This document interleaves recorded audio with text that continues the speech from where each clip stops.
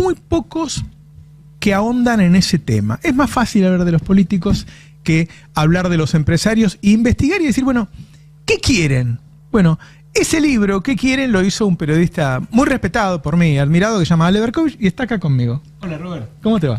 ¿Qué tal? Gracias por todo el apoyo que nos has dado en estos días. Buenas. Que tuvimos algunos problemas. Por favor, toda mi solidaridad. Vengo y te traigo además la de Ángela, que me dijo decirle a Roberto, ahora cuando me estaba yendo de casa, que me solidarizo con él. Bueno, también vino Ari ayer al programa. Lo vi. Así que, bueno, buen día a todos, buen día, Fer. Bueno, no te digo que nos cuentes el libro porque quiero que la gente lo compre, mostralo, pero contanos qué quieren los dueños de la Argentina. Bueno, este libro que la verdad que me sorprendió la cantidad de gente que impresionante. Vino. Sí, fue alucinante porque es un tema que a vos yo sé que te apasiona, a mí también, pero no parece ser una pasión de masas. No. El establishment, la elite, el gran capital. Bueno, vinieron 1.200 personas a la presentación, una locura. Y me da la sensación de que en parte ese interés tiene que ver con la incógnita, con el tabú que suele rodear al gran capital, por razones evidentes, porque ellos trabajan mucho para que no se sepa nada de ellos. De hecho, bueno, es lo que pasó con Cabezas, ¿no? Que le sacó una foto a Chabrán en su momento. Hoy, en la era de las pantallas, de las plataformas, todavía, si vos mirás la lista de las 50 grandes fortunas de Forbes, a la mayoría nadie le conoce la cara. Así es, pueden andar por Buenos Aires tranquilos, que nadie va a decir, mirá quién está ahí. Bueno, la verdad, en primer lugar, ese tabú, a mí me parece interesante que la democracia se proponga derribarlo. Si son tipos que definen cuánto pagamos la luz, cuánto pagamos el gas, cómo comemos, qué pensamos, cómo nos vestimos, de qué manera interactuamos entre nosotros, está bueno saber qué quieren ellos. Segundo, me da la sensación de que tomaron una decisión, no necesariamente orgánica ni coordinada, pero una decisión bastante unánime de bancar a Milei, de bancar este proceso de transformación, de reseteo de la economía argentina, y que lo hacen incluso en los casos en los que lo hacen a pérdida. Esto es lo más interesante. Mi hipótesis es que lo hacen porque, por un lado, Milei sintoniza con un anhelo muy viejo de ellos, de correr al Estado, de la disputa por el excedente, donde el Estado viene a intentar sacar de su órbita de decisión una parte de lo generado por la sociedad. Si vos mirás el PBI argentino, bueno, si el Estado representa un 40% como salió de la pandemia, o un 35% como salió del kirchnerismo, no es lo mismo que represente un 25% como en 2001. Ese 25% del PBI, no digo que necesariamente se decida democráticamente su destino, porque el Estado no es tan transparentemente representante de la sociedad, pero es un 25%, un 35%, un 40% que escapa a la decisión de los dueños. Un poco enhebré esta hipótesis de tanto escucharlo a Paolo Roca, que me parece el que más nítidamente expresó este deseo, esta rivalidad con el Estado en los últimos 10 años. Avisó mucho Roca, lo dijo muchas veces, cuando lo cagó a pedos a Guzmán, ¿te acordás una vez? Sí. En ProPymes, pero en muchas otras ocasiones el jefe de Techint mostró al Estado como un rival. Pero también me di cuenta un poco en China. El año pasado, cuando conocí China, pregunté, tal vez demasiado arriesgadamente, pero pregunté por los grandes magnates chinos, que, ¿se acuerdan? El dueño de Alibaba, por ejemplo, que vos en China lo usás todo el tiempo. Jack Ma.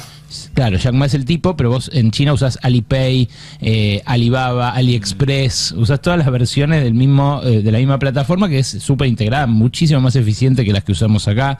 Impresionante, pero también parte del control social que claro, tiene el Estado. Bueno, en un momento les pregunto, ¿y ellos qué quieren? Y si ellos quieren otra cosa distinta a la que quiere el Estado, el partido, ¿qué hacen?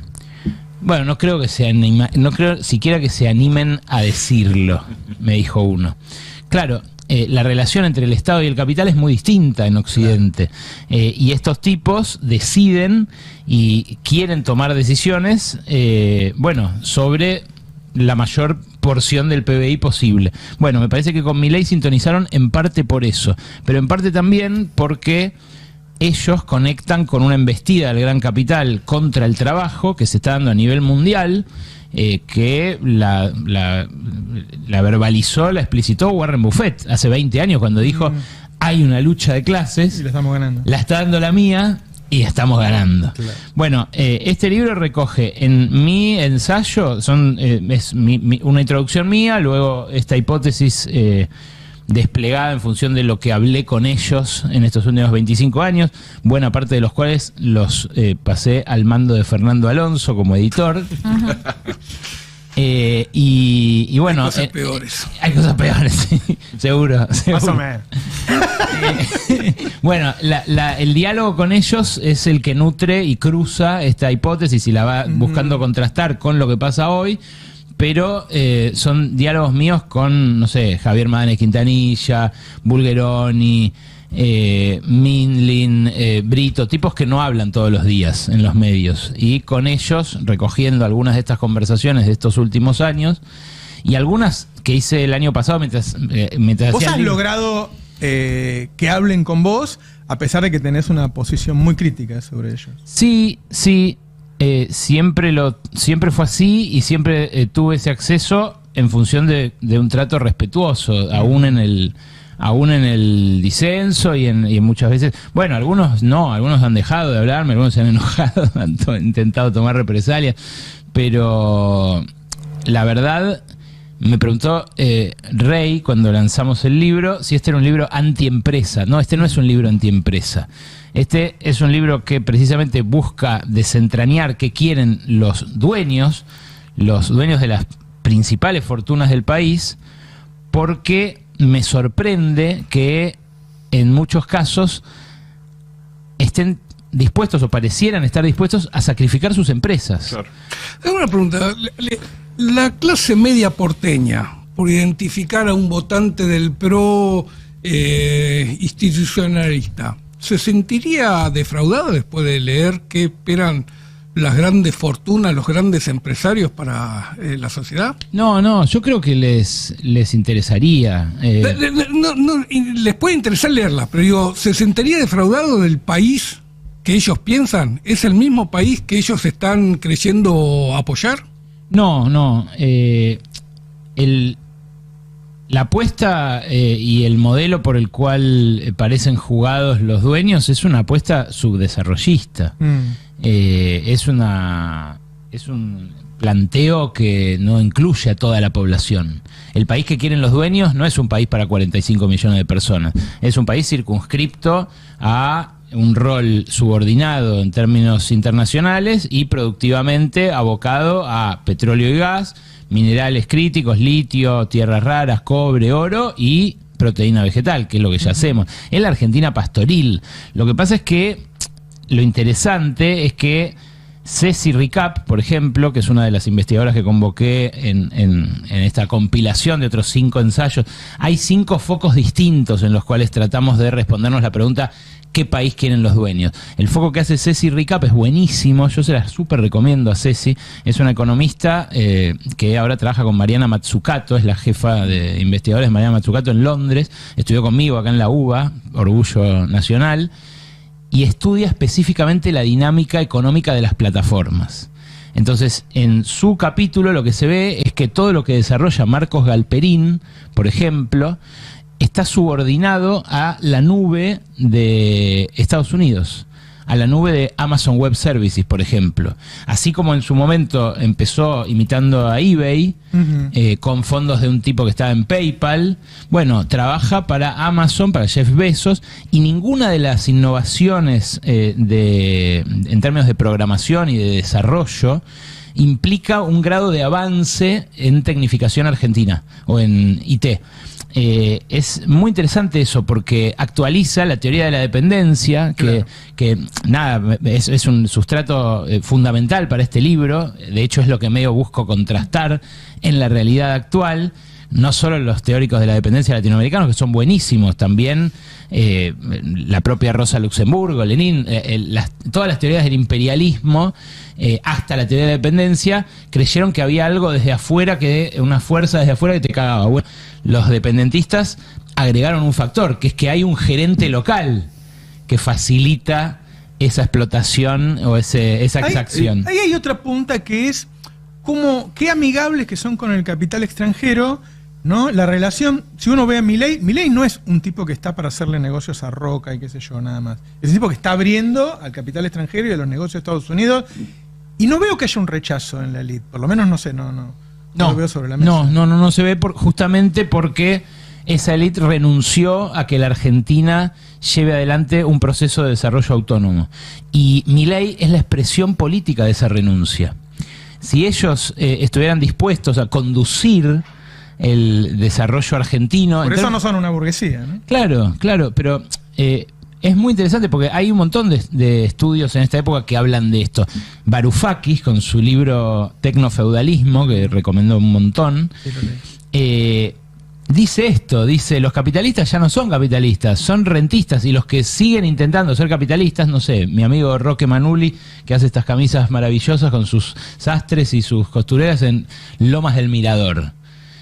Talento argentino, vos lo ves, un chabón, un sastre que con los dedos dibuja un bolsillo en el aire de un saco, hermoso.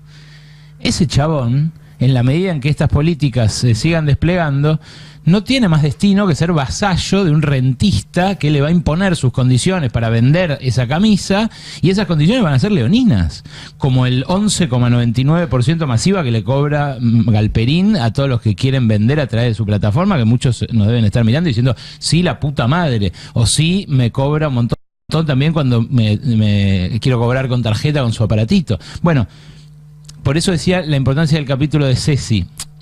Aún lo más avanzado que tiene la Argentina, los unicornios argentinos, que tanto orgullo le dan al suplemento económico de la nación, por ejemplo, bueno, no derraman, por decirlo en sus términos, innovación sobre el resto de la economía. Y se podría hacer eso, porque la gente que labura en esos unicornios desarrollando con la nuestra, porque tienen unos subsidios estatales monstruosos, podrían estar haciendo una plataforma, un Uber argento, que en vez de darte 3 tipos de auto para moverte por la ciudad, uno más caro, otro carísimo y otro extra caro porque hay alta demanda, te diga si hay un transporte público alternativo que te puedas tomar, si hay la posibilidad de que te sientes en el auto de alguien que lo tenga vacío. Claro. ¿Entendés? Las potencialidades del uso, esto lo dice mucho Mechi, de Alessandro también, la veo acá de acá, las potencialidades del uso de la tecnología para mejorarnos la vida hoy, si hubiera decisión de los dueños y hubiera la posibilidad de articular con el Estado, es infinita. No hay ninguna idea de desarrollo, de planificación, de nada, de parte de los empresarios. ¿Y qué pasa con los que sobran? Porque una de las características de la élite económica argentina, entre otras cosas, es que toma como referencia, por citar a los países vecinos, antes Chile, ahora Perú, pero más o menos es el modelo que ambicionan. En Chile, en su momento, ese afán por hacer un país para pocos generó una pieza artística que es el baile de los que sobran, ¿no? No la conozco. Claro, el baile de los que sobran es de un grupo chileno de los 80 que justamente reflejaba... Prisioneros, ¿no? Los prisioneros, reflejaba este fenómeno. Bueno, ¿qué imaginan para los que sobran? Para los que sobramos, porque en el país de los dueños sobramos. ¿Qué imaginan? ¿Ya probaron con el genocidio? No alcanzó, digamos. No, por supuesto que la represión no es algo que amilane a ningún gran capitalista, ni de acá ni de ningún otro lado del mundo, pero me da la sensación de que la búsqueda pasa por otro lado, de que pasa por el lado, por ejemplo, del ingreso universal. Los magnates de las plataformas han hablado de un ingreso universal para que la gente no se muera y se mantenga mínimamente así, digamos, pobre. Claro. Durante mucho tiempo, hace mucho que proponen eso, tipos, no sé, me sale Bill Gates, pero creo que Zuckerberg también, varios. Que es una aspirina contra la revolución, ¿no? Así sí. Te mantengo calmado. Naturalmente. No funciona igual. En Chile y en Perú no hay. Lo que funciona son 500 años de de asimetría estructural, digamos. Sí. Pero en Argentina es difícil porque no está esa historia. Entonces Bueno. habría que reinventar la historia. Por eso me parece que la apuesta por Milei también, porque es una apuesta disciplinaria. La batalla cultural es eso. No solo la batalla cultural, también la opresión económica, el shock regresivo, el bondiero. Vieron que el otro día el paro de bondis, el martes de la semana pasada, tuvo un montón de testimonios de colectiveros que decían: yo después de manejar 10 horas hago otras 2 de Uber o de Didi o lo que sea. Eso no pasaba. Y eso es disciplinador, eso es algo que te hace llegar a tu casa filtrado, roto, y hay mucha gente que lo hace. Yo al primero que lo vi es a Juan, el guardavidas de la Pile donde voy, que me dijo: a veces hago Didi, y dije, qué raro. Pero, Y eso tiene que ver con lo que hablábamos hace un rato, ¿no? Del individualismo como una de las características de esta época. Establecer vínculos significativos, como los que, por ejemplo, después permean en la política, es algo que requiere horas, requiere esfuerzo, requiere que tengas ganas cuando volvés a tu casa de volver a salir a encontrarte en una básica o en un comité o en la plaza a discutir con tus amigos sobre política. El libro del coreano que habla de la sociedad del rendimiento habla de eso, ¿no? Ese tipo después está acabado. Hizo todo lo que pudo, el tipo la peleó, salió de la pileta, fue el Uber, qué sé yo, cuando llega a la casa. sí, claro. Bueno, la vida magnate es una vida muy distinta a nuestra vida. En esa vida cotidiana, alejada de las privaciones, pero también con sus anhelos, sus intimidades, sus miserias, ¿por qué no? Se mete Tartu en un capítulo que es el que más disonante les va a resultar cuando lo lean. ¿A vos ya te lo mandaron, Robert? No. Bueno, te voy a dar este. Bueno. Cuando lo lean les va a resultar quizás más disonante porque son todos investigadores, la mayoría economistas. Cecilia Ricap, ya te hablé de ella, escribe sobre las plataformas. Después Lara Bernstein es una antropóloga especializada en energía, consultora, labura con Nicolás Arceo, escribe sobre Vaca Muerta. Ahí si quieren también nos detenemos un poco. El sueño del doradista de con esta nos salvamos todos. Nos quedan 2 minutos. Bueno, ahí se mete Lara con un capítulo que también me parece interesante porque dice: aún con el RIGI, aún cuando le dieron ventajas inéditas a los grandes grupos multinacionales, sobre todo del petróleo, no hay un shock de inversiones en Vaca Muerta. Nadie está yendo a Vaca Muerta. Entonces ella dice: hacía falta el gran capital, hace falta fomentar, porque si no, no vamos a sacar ese gas y ese petróleo de ahí, pero hacía falta también la planificación del Estado, porque si no, no habría habido Vaca Muerta sin recuperación de YPF, y si no, tampoco habría habido gasoducto. Claro. Entonces, es muy interesante el foco que pone ella ahí. Gustavo García Zanotti, también doctor en economía, rosarino, muy capo, hace un recorrido por todas las tramas offshore de las empresas, tiene unos diagramitas de esos Experto en evasiones. Muy capo. Es muy capo. Muy capo. Bueno, él escribió el capítulo sobre esto, sobre cómo las grandes empresas argentinas se extrañaron del país durante estos 25 años en los cuales yo estuve hablando con ellos. Mientras hablábamos, armaban offshore. Claro. Y después está, como te decía, está Juan Iodicio, un historiador económico que habla del país que quisieron los dueños en la historia, los distintos proyectos. Esto no es la primera vez que pasa, que hay una apuesta como subdesarrollista como la de Milei.